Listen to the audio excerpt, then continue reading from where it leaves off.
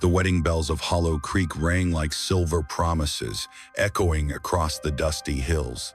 The whole town gathered, their Sunday best pressed, their voices hushed with envy and awe. The bride, Clara Monroe, wore white silk that shimmered against the harsh western Sunday. They said her beauty could tame any man. And maybe it had because she was set to wed Sheriff Daniel Cade, the man sworn to guard Hollow Creek from outlaws and sin. But under the veil, Clara's eyes hid storms. She carried a secret no one could know, written in a letter sealed in red wax, tucked against her heart. A secret that could ruin the sheriff, damn her name, and burn the town's future to ash. And in the crowd, one man watched with a face like carved stone. Jonah Pike, the outlaw no rope could hold.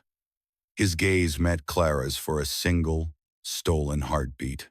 It was not the look of a stranger. It was the look of a man who once touched her lips, who once heard her whisper promises the grave couldn't keep. By dawn, Hollow Creek would have its wedding. By nightfall, it would taste blood, betrayal, and the price of forbidden love. Hollow Creek had never looked so fine. White bunting fluttered from porch rails. The church windows flashed like cut glass. And every woman in town wore her Sunday hat low to hide the heat of their staring. Somebody had even dragged a piano out onto the boarding house veranda, and Miss Lila June banged out Beautiful Dreamer with a sugar-sweet smile that made the keys sound cleaner than they were. Clara Monroe stepped from the parsonage doorway, and the town let out a sound half gasp, half prayer. Her dress was not city silk, though it shone like it. Mrs. Keats and her daughters had spent 3 nights coaxing satin and tulle into something that fit Clara like moonlight poured into a human shape. A pale ribbon cinched her waist, and pinned beneath that ribbon, hidden where the eye could never see, lay a small envelope sealed in red wax. She felt it the way a soldier feels a bullet, still inside him. Avoid, a hate, a reminder. Sheriff Daniel Cade waited at the church steps in a black coat he rarely wore, his Stetson tucked respectfully under his arm, his badge polished to a shine. Cade was not handsome like a magazine drawing. He had the kind of face the plains made wide at the cheekbones, serious at the mouth, eyes steady as a fence post. The town trusted him. Seemed to Clara the whole county leaned on those shoulders and expected them never to tire. Miss Monroe, he said softly as she reached him, offering his hand. You look like sunrise. Clara smiled, because the whole world watched for that smile. She took his hand and felt the callous line where a gun had rubbed his palm all those years. The contact steadied her in the way a plank steadies a river crossing. She could do this. She had promised herself she would. She had promised Cade too in quieter words. On a night when cicadas sang, and the moon floated like milk, behind the crowd, a hawk lifted from the telegraph pole, taking a shred of cloud with it. The wind came down the street and carried scents, the raw soap of a barbered man, the starch of a pressed collar, the sweet rot of overripe peaches hauled in from a ranch too far to keep them firm. The wind also carried dust, and the dust scratched Clara's throat so she lifted her veil a fraction to breathe. That was when she saw him. Jonah Pike stood 3 bodies back from the horse trough, hat low, coat stripped of any color but trail brown. He did not belong among the ribboned girls and the boys with hair slicked flat. He belonged to the edges, the arroyo, the canyon, the rail line at midnight where freight rattled and no one asked who you were. Yet there he was in the middle of town, hands empty, eyes full. Clara's foot hesitated on the step. Cade felt the pause and turned, an unhurried glance that covered the crowd like a sweep of sunlight. If he recognized Jonah, he gave no sign. Cade knew every face that ever passed through Hollow Creek, but he also knew when a fight would ruin a day beyond fixing. He lifted Clara's hand closer to his heart and nodded toward the church door. Ready? He asked. Yes, she lied. Inside, the air was cool and smelled of beeswax, and the old Bible, the one Parson Hale kept wrapped in a soft cloth because the spine had given up 30 years ago. The pews creaked as the town folded itself into silence. The parson smiled, a little nervous smile. Weddings made him softer than funerals ever did. He opened the book with two careful hands. Dearly beloved. Clara's chest lifted, breath held like a dove cupped in two palms. The letter beneath her ribbon pressed into her, an ember that wouldn't die. Cade's thumb stroked once along her knuckles in a rhythm that said, "I am here." And for a second she let herself rest against the certainty of him. She had known men who swaggered, and men who begged, and men who bragged. But Cade was a roof in a storm. That was worth everything, wasn't it? Even the price she was about to pay. The parson's words folded over them like linen, solemn, careful, respectable. When he asked if anyone knew a reason these two should not be joined, the room went still enough to hear the clock in the sacristy tick. Clara kept her eyes forward. She would not look back at the doorway. She would not. Outside, a horse snorted. Somewhere, a child dropped a peppermint and whispered, "Sorry," to his mother. And then the moment passed, because moments always do. And the parson said, "Sheriff Cade, your vows." Cade did not read from a card. He spoke the way he kept the peace plain, without ornaments. "I ain't a man of many pretty words," he began, and there was a ripple of laughter because everyone knew it. "But I know what a promise is for. I promise to keep you safe as I'm able, to keep a roof tight and a fire warm, to be honest when honesty is hard and gentler than I've been taught. I'll stand up when you're tired, and I'll sit down when you need to be heard. If trouble comes, it can come through me first." He swallowed, eyes bright though he wasn't a man to show it. "And I'll love you, Clara, as long as the Lord leaves breath in me." Clara felt the pews disappear. The dress, the heat, the watching eyes. There were only those words, rough-hewn and sturdy, and the man who had built them. "Miss Monroe," the parson said kindly, "your vows." Her mouth was dry. She had written words last night by lamplight, words that said all the right things. But those words had not been written with Jonah Pike's shadow standing in the doorway. They hadn't been written with the red-sealed letter burning her skin. She tried anyway. "I promise," she said, and her voice sounded like it came from the end of a long hallway. "To keep faith with you, Daniel. To work when the work needs doing and to laugh when the day allows it. To keep your name clean in this town and your supper warm on the table." Her breath fluttered. "I promise to be brave beside you and—" The church door banged. Not hard. Just enough to turn every head. Jonah Pike did not enter. He stood on the threshold, hat in hand, the light behind him making a ring around his shoulders. Anyone else might have called it politeness, that he removed his hat. Clara knew better. It was grief. Jonah had never been polite in all his born days. Parson Hale's voice faltered and found itself again. "And to be a comfort in sorrow. Do you, Clara Monroe, take this man?" "Yes," she said, too fast. A whisper moved through the pews like wind through wheat, then stilled as if the town had agreed not to see what it surely saw. Parson Hale glanced from bride to groom and pushed ahead, words clicking like rails under a steady train. Rings were offered, a circle of gold that caught a shard of sun and threw it against the ceiling. Cade slid the band onto Clara's finger, his hand steady as ever. When her turn came, her fingers trembled, and his closed gently around hers to hide it. "You may kiss your bride." The kiss was soft, respectful. A sheriff's kiss in front of his town. Applause rose, real joy from people who needed a good story to believe in. The piano on the veranda stumbled into a hymn and then, emboldened, into a reel. Rice hit the air like hail. Children shouted.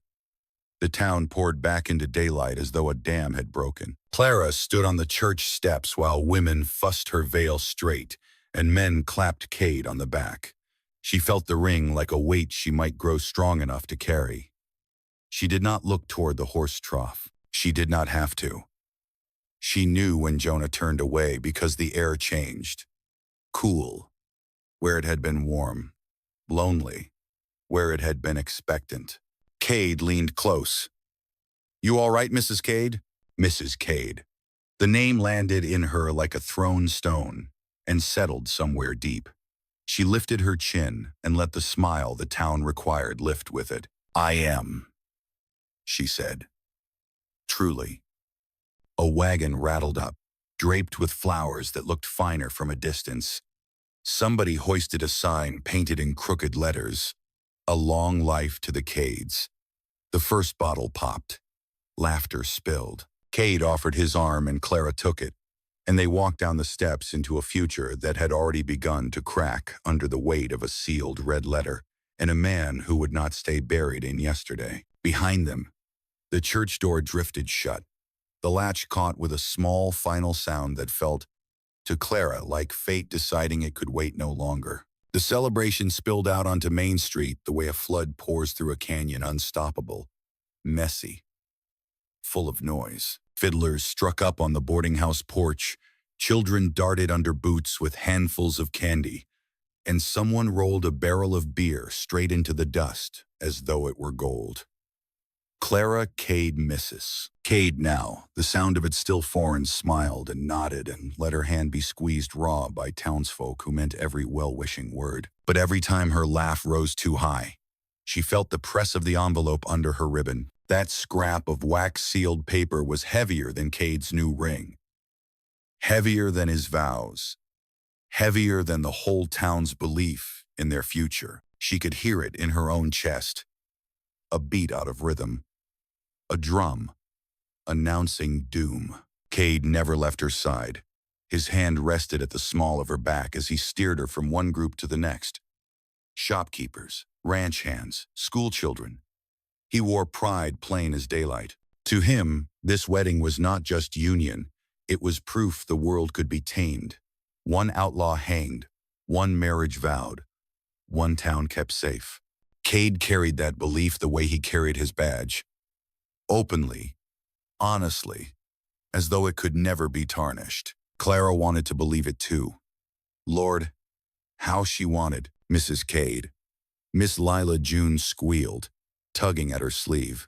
"Come, throw the bouquet before the sun sets." Tradition. Clara let herself be pulled toward the knot of girls clustered by the livery. She lifted the flowers, their stems still wet, and for a heartbeat, she thought of tossing them far. So far, they might shatter the spell. So far, they might land at Jonah Pike's feet, where he leaned against the post office wall, pretending not to watch. Her eyes flicked once, just once, and met his. Jonah's expression was unreadable. Not anger, not joy. Something harder, something carved out of years, and regret. He tipped his hat the way a man tips to a stranger, not to a woman whose whispers he once carried like scripture. The gesture cut her worse than any blade. "Throw, Mrs. Cade," the girls cried. She turned her back, forced the smile, and flung the bouquet high. Petals flew, laughter rose, a pair of hands clutched the flowers like victory. The town cheered. Clara clapped with them, though her palms ached. When she glanced back to the post office wall, Jonah was gone. Night came with lanterns strung across porches and bonfires built from old fence rails. Fiddles grew wilder. Boots stamped dust into the air until stars seemed to dance with the music. Cade toasted with the ranchers, then kissed Clara's cheek in front of everyone, his pride boundless. She leaned into it because she had to. Because if she leaned away, the secret would spill right there in the street. Later, when the moon had climbed high and the fiddles slowed, Cade led her toward the parsonage where a quiet room waited. The crowd roared, teasing and blessing, and someone shouted, "Make it a strong Cade boy before spring." Clara blushed because that was expected, but inside her stomach coiled. The door closed behind them, and the noise softened to a murmur. Cade removed his hat and set it careful on a peg. He unbuttoned his coat, shoulders easing, eyes softening in a way he never showed the town. "Finally," he said with a chuckle, "just us." Clara's hand trembled as she lifted her veil away.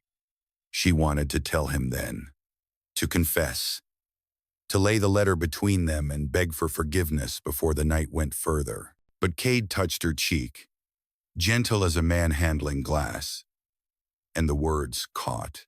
"Clara," he murmured, "you're shaking." She forced her voice steady. "It's been a long day." Cade nodded, believing her. He always believed what was spoken straight, never suspecting what lived beneath silence. He leaned forward, kissed her forehead. She closed her eyes and let him.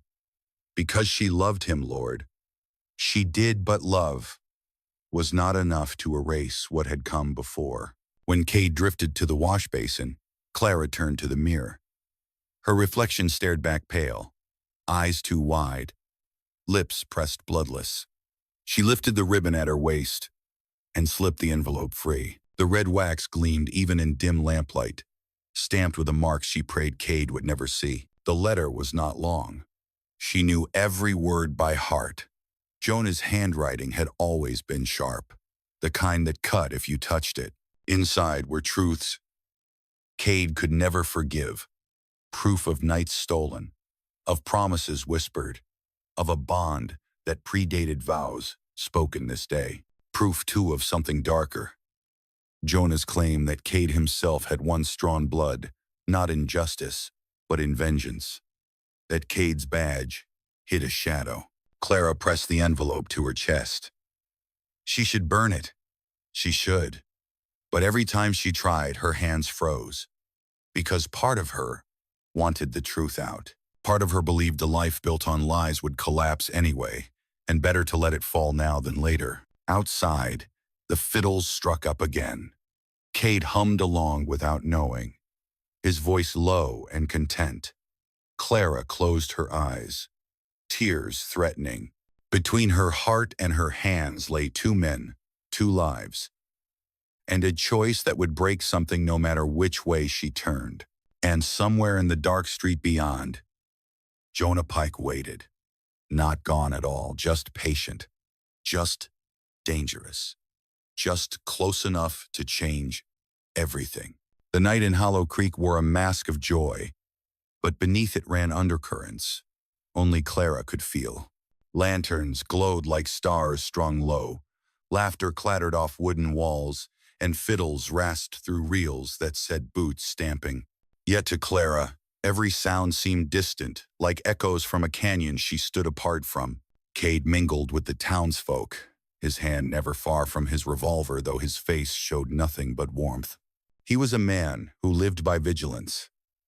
And even now, celebrating his own wedding, his eyes swept the crowd like a tide. People trusted that vigilance. They cheered louder when he lifted a glass, clapped harder when he clasped a shoulder. The sheriff's word was as good as gospel in Hollow Creek. Clara stood on the edge of the bonfire, heat licking her gown, and felt the envelope hidden inside her shawl like a brand. Every moment stretched thin under the weight of it. The vows spoken hours ago still rang in her ears, binding her tighter than any rope. And yet, Jonah Pike's shadow dragged her back, whispering of a different life, a different truth. She saw him before anyone else did. Jonah leaned in the corner of the alley where Main Street narrowed, his form half in shadow, hat pulled low. He did not belong to the light of Hollow Creek, nor to the cheer that filled it. He belonged to the places men whispered about and women prayed against, places of dust and death and lawlessness. But there he stood, close enough to be seen, far enough to be denied. Clara's breath caught. For a moment she thought she imagined him. But then the fire cracked, lighting his face, and she knew. The outlaw who had once held her heart was here. Mrs. Cade. Mrs. Keats called, bustling over with a tray of sugared almonds. Take some sweet, for a sweet bride. Clara accepted, though her hand shook. When she looked back, Jonah had vanished deeper into shadow. Her chest tightened. He would not have come without reason. Later, when Cade was pulled into a circle of men arguing cattle prices even on his wedding night, Clara slipped away. She moved past the bonfire, past the rowdy fiddlers, past the laughter that covered guilt like a quilt covers a wound. She found the alley where Jonah had stood. The dark swallowed her in silence, broken only by the thrum of her pulse. Clara, her name, low and rough, rose from the shadows. He stepped out, his face sharper than she remembered, scarred deeper, eyes hungrier. Jonah Pike looked like a man carved by loss and sharpened by years on the run. "You shouldn't be here," she whispered. "You shouldn't be his." The words struck like a pistol shot. Clara's knees weakened, but she held firm. "It's done, Jonah. I made my vows." Jonah's mouth twisted, not quite a sneer, not quite grief. Vows made on lies don't hold. Her fingers brushed the shawl at her waist where the letter hid. Jonah saw the motion, and his gaze hardened. "You still have it," he said. Clara swallowed. "I couldn't burn it. You were never meant to." His voice dropped lower, urgent. "That letter proves Cade isn't the man he claims. Proves he's not law. He's vengeance wrapped in tin. You think he's roof and fire, but he's storm, Clara. Storm you can't survive." Her heart ached, torn between the two truths that lived inside her.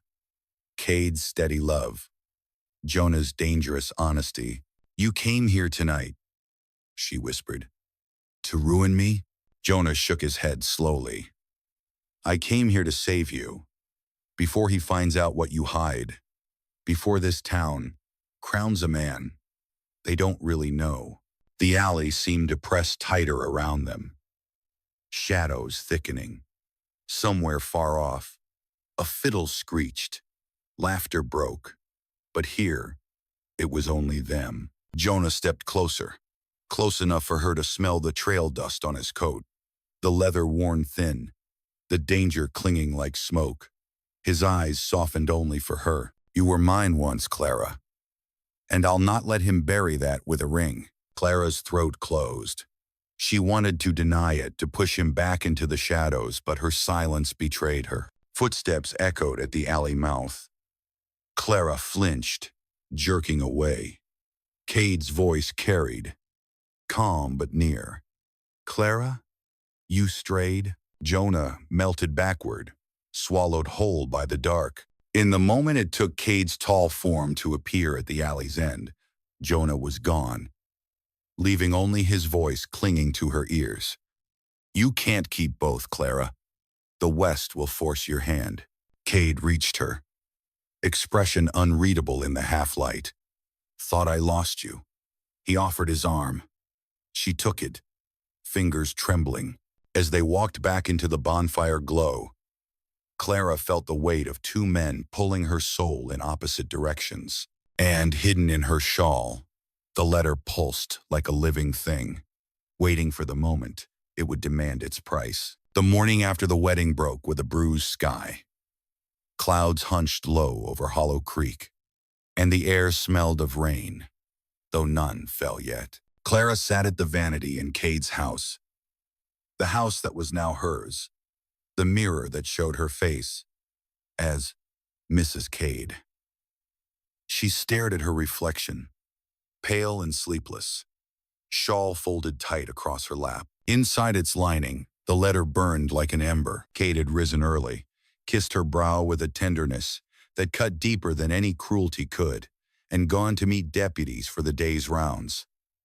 His boots had thudded out the door, leaving silence heavy behind. Clara's fingers trembled as she drew the letter free.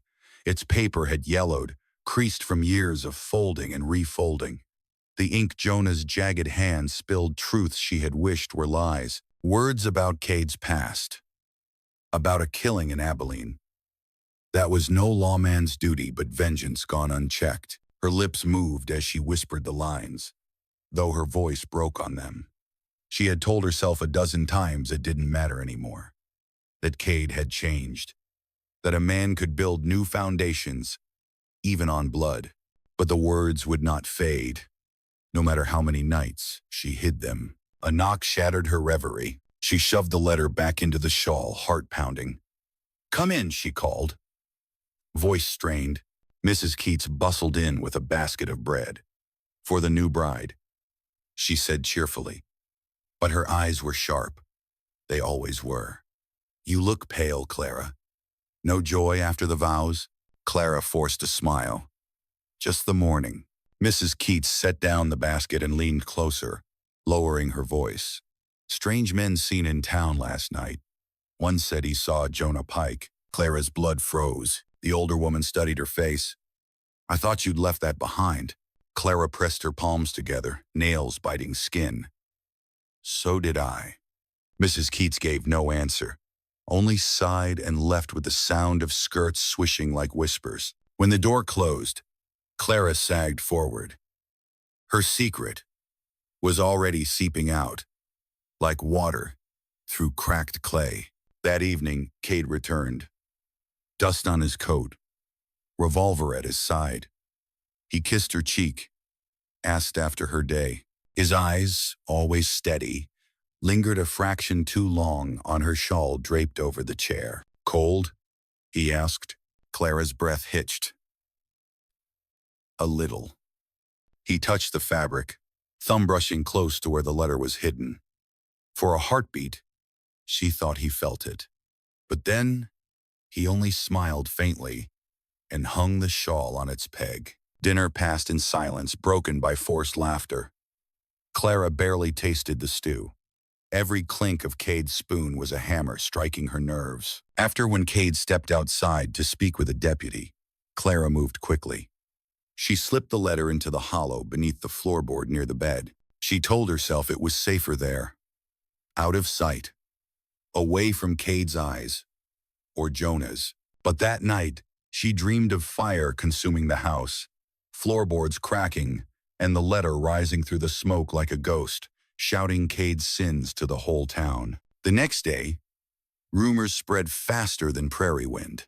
Pike's in Hollow Creek. They say he came for the sheriff's bride. Maybe the bride's heart ain't where her vows lie. Clara heard them whispered in the mercantile, muttered at the well, carried in looks that cut like knives. Women clutched their children closer when she passed. Men tilted hats in cold acknowledgement. The town that had cheered her 2 nights ago now weighed her with suspicion. At sundown, Cade confronted her. He stood in the doorway, backlit by red fire of the dying sky, his eyes dark as a storm. "There's talk in town," he said. "About Pike. About you." Clara's throat locked. "People gossip, not like this." Cade's hand flexed on his belt. "Tell me, Clara. Did you see him?" Her silence was answer enough. Cade's jaw hardened. "I gave you my name, my house, my bed, and you..." His voice cracked sharp as a whip. He stopped, breathing ragged. "If there's truth in these whispers, I need it from your lips, not theirs." Clara's chest ached, torn raw. She wanted to confess everything: the letter, Jonah's return, her divided heart. But the words caught. Cade stepped closer. His shadow fell across her face. "Do you love me, Clara?" Her lips parted. Before she could speak, a knock rattled the door. Jonah Pike's voice carried through, low and steady. "Sheriff, step outside. Time we settle this." Clara's world split clean down the middle. The knock came again, heavier, rattling the frame. Cade's hand went instinctively to his revolver. Clara pressed her back to the wall, breath quick as a trapped bird. "Stay inside," Cade ordered, voice low but sharp. He stepped onto the porch, boots creaking against the wood. The last light of day had drained, leaving Hollow Creek bathed in blue shadow. Jonah Pike stood in the street, wide brim hat low, dust coating his coat. His hand rested lazy on the butt of his pistol, but his eyes burned steady. "Sheriff Cade," Jonah called. "You've lived fat off lies long enough." Cade's jaw tightened. "This town doesn't need your poison." Jonah smiled, bitter. Town deserves the truth. Ask your bride if I'm the liar. Whispers rose like smoke. Folks had gathered, merchants closing shops, ranch hands lingering near the saloon, children peeking from behind skirts. A showdown was meat for their hungry eyes. Clara clutched the doorframe. Every face turned to her, waiting. The letter hidden under the floorboards burned hotter than any fire. Go home, Jonah. Shade barked. Jonah stepped closer, boots crunching gravel. Tell them about Abilene, about the boy you shot in the back. Tell them how you wore the badge to wash your sins. Gasps rippled through the crowd. Cade's hand twitched near his gun, but his voice stayed firm. That boy was a thief who killed 3 men. Jonah's laugh was raw, like glass breaking. That boy was my brother. The air went dead silent. Clara staggered back. Jonah's brother. The truth that Cade had buried now rose like a corpse clawing from the grave. Liar, Cade hissed. He drew first, but Jonah's gaze wasn't on Cade anymore. It fixed on Clara. And you, Clara, you've read the letter. You know the blood on his hands. Tell them what you saw. Every eye turned to her. Her throat closed, but silence was its own confession. Murmurs swelled. A woman spat on the ground. A man muttered, "Our sheriffs know better than an outlaw." Cade's face twisted, not with fear, but with betrayal. You told him, he said to Clara, voice breaking. Tears blurred her sight. I never. Jonah cut her off. Doesn't matter. She knows. She's mine, Cade. Always was. Cade roared, fury boiling over, and in a single heartbeat his revolver was out. Jonah's hand flashed in answer. The street cracked with thunder. One shot, then another. Smoke curled like snakes. Jonah staggered, clutching his side, blood soaking his shirt. He sank to his knees but still raised his pistol, eyes blazing hatred. Cade aimed steady, but his hands trembled. Shoot him, someone yelled. End it, another cried. But Clara ran forward, throwing herself between them, arms wide. Stop, the crowd gasped. Jonah's pistol shook, wavering on Cade's chest. Blood dripped from his fingers. His eyes flicked to Clara's face so close he could see every tear. For a moment, rage faltered, replaced by something softer. Cade's breath heaved. His finger tightened on the trigger, then froze. Move, Clara, he rasped. She shook her head. If one of you dies, the truth dies with you. I won't let Hollow Creek bury another man in lies. Jonah's pistol slipped, clattering to the dirt. He collapsed, coughing blood.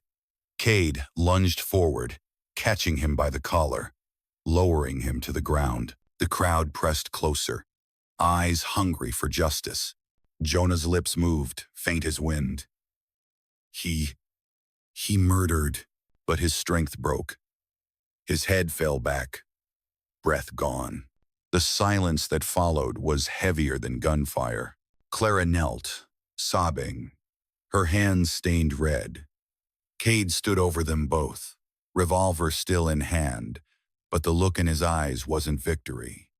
It was ruin. Deputy Harlan stepped from the crowd. Sheriff, what's the truth? Cade's gaze swept the faces of Hollow Creek, their fear, their doubt, their judgment. He opened his mouth, but before words could fall, thunder cracked overhead, and rain at last began to fall, washing blood into the dirt. Rain slicked the dust into mud, stamping out the heat of gunfire, but not the weight of silence. Jonah Pike's body lay sprawled in the street, his lifeblood streaming into the gutter. The townsfolk lingered, unmoving, as if the storm itself had frozen them in place. Clara knelt beside Jonah, her palms raw, red soaking into her dress.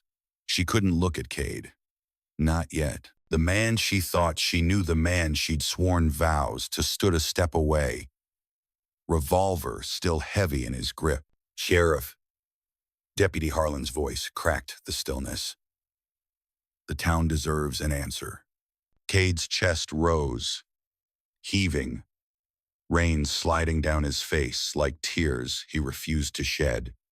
His hand fell, lowering the gun until it pointed at the mud. "The answer's in the ground now," he said, hoarse. A woman shouted, "That's no answer at all." "Truth or not," a ranch hand added, "blood's blood. A sheriff with secrets ain't fit to wear the badge." Murmurs swelled again, voices colliding like storm winds. Clara stood, swaying, eyes burning. She stepped into the circle of townsfolk. "Enough," she said, her voice cutting sharper than she knew she could. "You want truth? It isn't just Cade's." The crowd hushed. Her hands shook as she pulled the crumpled letter from beneath her cloak, its ink blurred by rain but still legible. Jonah's brother died by Cade's hand. That much is true. But Jonah left out the rest. His brother had robbed stagecoaches, killed unarmed men. Cade was the law sent to stop him. And though the shot was in the back, it was a choice between another innocent grave or his. Gasps rippled again. The letter fell limp in her hand. "That truth doesn't clear Cade," she whispered. "But it damns Jonah's cause as well." Cade's eyes widened. "You kept it?" Her gaze locked to his. "I thought burying it would bury the past. I was wrong."